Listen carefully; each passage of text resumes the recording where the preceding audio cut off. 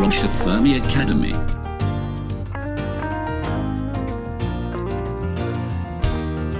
Training for teachers and other professionals.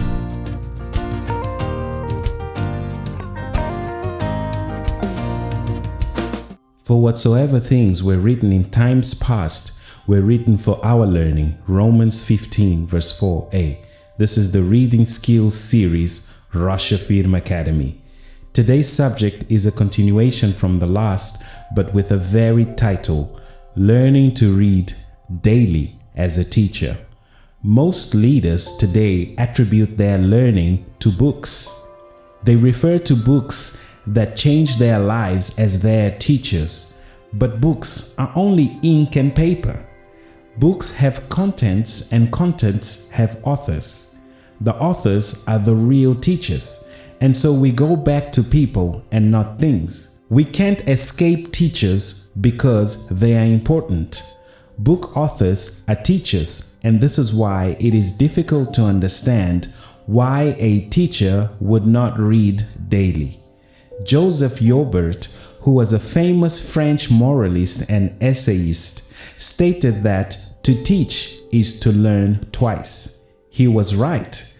Teachers are learners. The more you read, the more you learn. As I said previously, daily reading is a leading teacher's daily bread. How do you yourself learn to read daily? Number 1, you choose what you will read daily.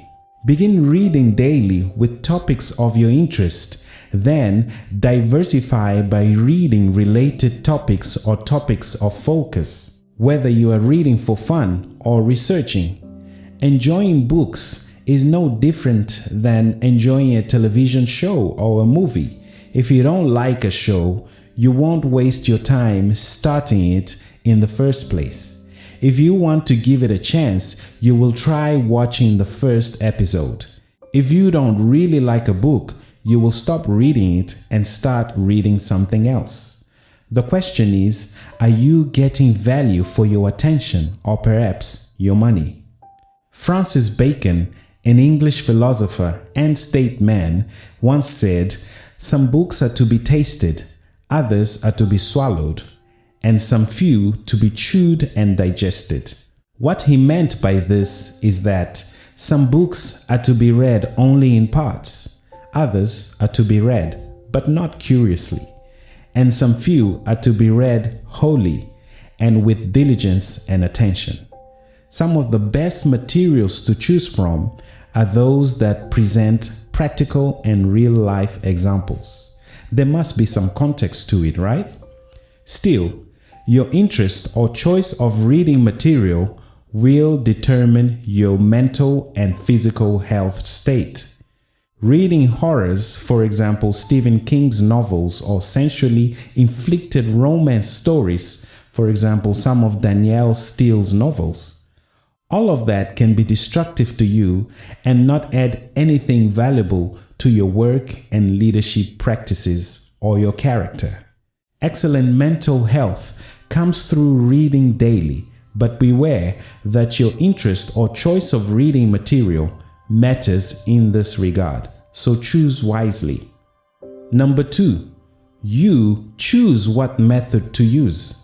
Choose from various methods of reading a book. For example, the Bible can be read in various ways, either book by book, chapter by chapter, topic choice, character choice, or choice of event or author. You can do the same a day with a book. Number 3, get the context first. This is very important. Whether reading a book, a magazine article, or a research journal, or a story on the newspapers, always begin with getting the context in order to facilitate the content that you will be receiving as you read. How do you do this? First, read the title, read the review, read the keywords, read the summary, read the table of contents, etc. As simple as this is, it makes the content you are about to read practical and easy to read. A tip for advanced daily readers: Begin reading a book from the last 1 or 2 chapters and then go to the first chapter. Beginning with the last chapter will help you to cut to the chase, and it will bring you questions as to how the author got there. And in going to the beginning of the book, you will be searching for those answers. This makes reading fun and exciting as well as quicker. Number 4. Avoid information overload daily. Imagine being forced to have all the meals you eat in a month in one day. Even if they were all healthy meals, you would still want out, right? That's what happens to us when we get overloaded with information. There is no enjoyment, no gratification, no processing, and no good results. Information overload will only turn you away from the practice of daily reading. So, learn to break content down. Compartmentalize it. Decide what you will go for in the meanwhile. If you leave things out, never feel like you are losing out, because you are not. Chances are you will come across that content again later somewhere else. A topic or a subtopic at a time is perfectly fine. Number 5. Make notes. Make notes whenever something interesting pops up. Your notes will take you to some of your future daily reads soon. Your notes can be in the form of questions, comments, or a hypothesis. Some books are so good, you make notes and read them all over again. Number 6. Read recommended material and references. All books and articles have references and recommendations. These references and recommendations will enrich your interest and/or spark a new interest on a related subject, which will be used for some of your future daily reads. Number 7. Be a part of a book club or study group.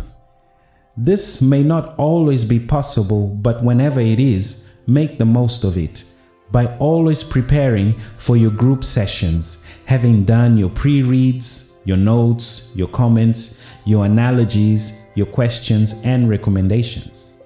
Book clubs help in learning to grasp other views and expose yours as you learn and understand what you read.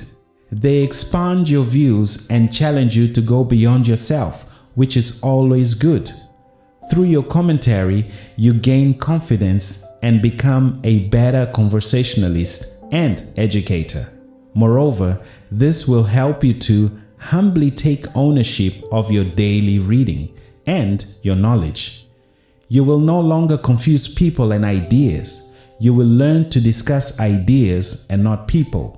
Now, if you feel that you are the best member of the book club, you might have to leave because you will never feel challenged. By the way, there is always something that we can learn from everyone, no matter who they are. Number 8. Be consistent.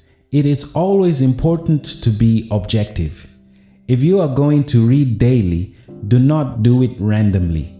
Be intentional. Be strategic.